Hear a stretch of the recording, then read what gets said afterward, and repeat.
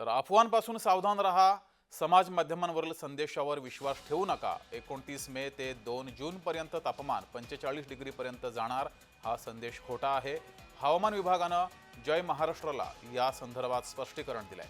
तर एक अफवा सध्या पसरलेली आहे, समाज माध्यमांवर ही अफवा पसरली आहे। 29 मे ते 2 जून पर्यंत तापमान 45 डिग्री पर्यंत जाणार अशी अफवा आहे। मात्र या अफवेवर विश्वास ठेवू नका असं हवामान खात्यानं म्हटलंय। हवामान खात्यानं जय महाराष्ट्रला या संदर्भात स्पष्टीकरण दिलंय। तापमानाच्या बाबत सध्या खोटे संदेश हे समाज माध्यमांवर पसरवले जात आहेत, मात्र यावर कुठलाही विश्वास ठेवू नका असं हवामान विभागानं म्हटलंय। जय महाराष्ट्रकडे हवामान विभागानं हे स्पष्टीकरण दिलंय।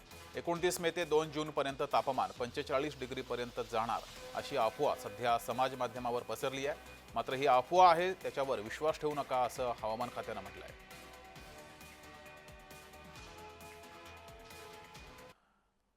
तर छत्रपती संभाजीनगरचा पारा वाढलेला आहे। संभाजीनगरचा पारा 42.4 अंशावर पोहोचलाय।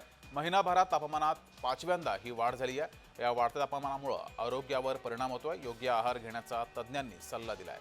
संभाजीनगरमध्ये पारा 42.4 अंशावर गेलाय। गेल्या महिन्याभरात 40च्या वर 5व्यांदा तापमान गेलेलं आहे। संभाजीनगरमध्ये मोठ्या प्रमाणात तापमान हे वाढलंय।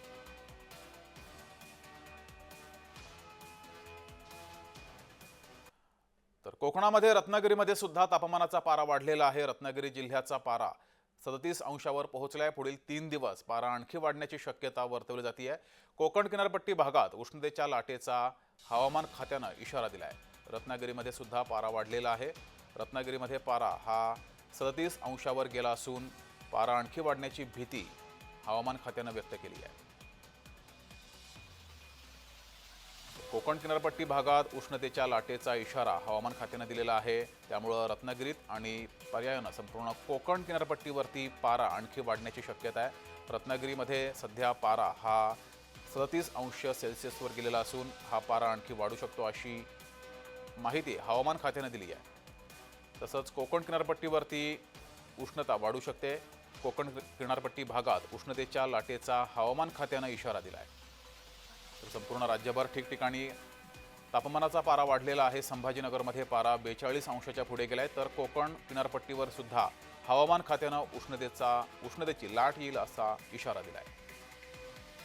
सध्या रत्नागिरीत पारा हा 37 अंश सेल्सिअसवर गेलेला असून कोकण किनारपट्टीवर सुद्धा पारा वाढण्याची भीती हवामान खात्यानं वर्तवली आहे। त्यामुळे आरोग्याची काळजी घ्या असं सुद्धा आवाहन हवामान खात्यानं केलं आहे।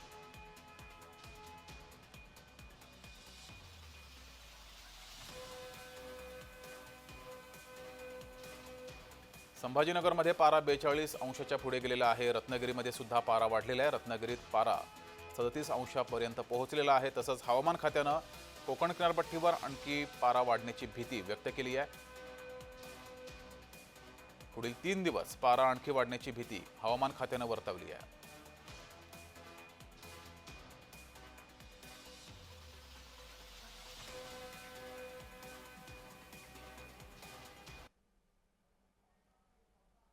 अधिक माहिती घेऊया, आपले प्रतिनिधी राज्यभरातून ठिकठिकाणाहून आपल्यासोबत जोडलेले आहेत। सुरुवातीला जाऊया संभाजीनगरमध्ये। संभाजीनगरमधून आपले प्रतिनिधी आपल्यासोबत आहेत। संभाजीनगरमध्ये पारा 42 अंशाच्या पुढे गेलेला आहे। कशी तिथली स्थिती आहे? उष्णता कोणत्या स्तरावर पोहोचली आहे? हा नक्कीच अगदी जर पाहायला गेलं तर मराठवाडा हा दुष्काळी भाग म्हणावा लागला जातो आणि या भागामध्ये जे आहे ते उष्णतेची दाहकता जी आहे ती कायम असल्याची पाहायला मिळत आहे. कारण अनेक भागांमध्ये जर पाहायला गेलं छत्रपती संभाजीनगर असेल किंवा सोयगाव असेल या भागांमध्ये जे आहे ते 42 अंशाच्या पार जे आहे ते उन्हाचं तापमान जात आहे आणि त्यामुळे अनेक नागरिकांना डिहायड्रेशनचा जो आहे तो सामना करावा लागत आहे. तर लहान बालकं जे आहेत त्यांना देखील उन्हाचा जो आहे त्रास वाढताना आपल्याला पाहायला मिळत आहे. दररोज सध्या जर पाहिलं छत्रपती संभाजीनगरमध्ये उष्माघाताचे जे रुग्ण आहेत त्यांच्यामध्ये देखील मोठी वाढ झाल्याची पाहायला मिळत आहे. तर बालकांमध्ये सुद्धा मोठ्या संख्येने जी आहे ती रुग्णांची वाढ झालेली आहे. सध्या छत्रपती संभाजीनगरच्या जे रुग्णालय आहे ते संपूर्ण हाऊसफुल झाल्याचे पाहायला मिळत आहे. खाजगी रुग्णालयामध्ये सुद्धा आता रोजचे उष्माघाताच्या अनुषंगाने 200 ते 250 जी, पेक्षा रुग्ण जे आहेत ते आता उपचारासाठी येत असल्याची माहिती जी आहे ती वैद्यकीय विभागाकडून कळवण्यात येत आहे. त्यामुळे आता दुपारी 12 ते सायंकाळी 4च्या दरम्यान घरामध्ये आराम करावा असं आवाहन जे आहे ते आता वैद्यकीय टीम कडून करण्यात येत आहे.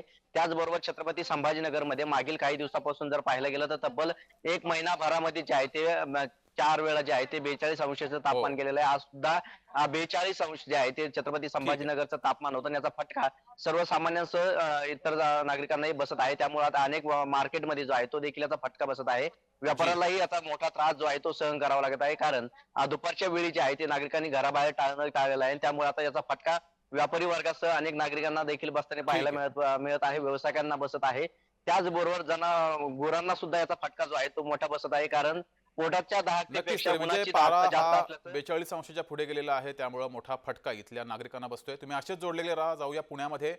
रोहन, गेल्या काही दिवसात पुण्यामध्ये तापमानाचा चढ उतार आपण बघायला मिळाला आपल्याला.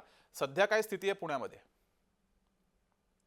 खरं तर मागील काही दिवसांपासून सातत्याने पुण्याचं तापमान जे आहे ते वाढताना पाहायला मिळालं. अगदी परवा दिवशी सगळ्यात राज्यभरातील सगळ्यात जास्त तापमान जे आहे ते पुण्यातील लोहगाव परिसरामध्ये नोंदवलं गेलं. जवळपास 42.6 डिग्री सेल्सिअस तापमान पुण्यातील लोहगावमध्ये जे आहे ते वर्तवलं गेलेलं होतं. कारण हम्म. का विदर्भामध्ये त्यावेळेस मोठ्या प्रमाणामध्ये पाऊस आणि विजेंचा कडकडाट जो आहे तो झालेला होता. त्यामुळे तिथं जे आहे ते तापमान कमी झालेलं होतं आणि त्यामुळे पुण्याचं तापमान वाढलेलं पाहायला मिळतंय. साधारणतः पूर्ण उन्हाळ्यामध्ये पुण्याचं तापमान हे 38 डिग्री सेल्सिअस पासून 42 डिग्री सेल्सिअस पर्यंत गेलेलं पाहायला मिळालं आणि त्यामुळे समाज माध्यमांमध्ये काही अफवा ज्या आहेत त्या पसरलेल्या हो. पाहायला मिळत होत्या आणि या अफवांच्या अनुषंगाने स्पष्टीकरण देखील दिलेलं पाहायला मिळतंय. परंतु इथून पुढच्या काही काळामध्ये कदाचित पुण्याचं हवामान कमी होऊ शकतं, तापमान जे आहे ते कमी होऊ शकतं. कारण का जी स्थिती सध्या विदर्भामध्ये विजेचा कडकडाट असेल किंवा पाऊस असेल असा जो प्रकार तिथे होत आहेत ते आता हळूहळू पुण्याकडे येईल, पश्चिम महाराष्ट्रामध्ये येईल आणि ठीक विजेचा आहे. कडकडाट झाला, पाऊस झाला तर निश्चितपणाने पुण्याचं तापमान देखील 2 ते 3 अंश डिग्री सेल्सिअस पर्यंत खाली येऊ शकतं. अशा प्रकारचं मत जे आहे ते हवामान तज्ञ असणारे हवामान विभागाचे एस.डी. सानप यांनी जय महाराष्ट्राशी बोलताना व्यक्त केलेलं पाहायला मिळत आहे. जी. जगदीश. रोहन, तुम्ही असेच जोडलेले राहा. जाऊया रत्नागिरीमध्ये. रवींद्र कोकाटे आपल्या सोबत जोडलेले आहेत. रवींद्र, कोकण किनारपट्टी भागात उष्णतेच्या लाटेचा हवामान खात्यानं अंदाज वर्तवलाय. रत्नागिरीमध्ये पारा हा 37 अंशापर्यंत गेलेला आहे. काय तिथली स्थिती आहे? जगदीश, जर आपण पाहिलं तर गेल्या काही दिवसांपासून तापमानाचा पारा आहे तो रत्नागिरी जिल्ह्यामध्ये वाढतच आहे.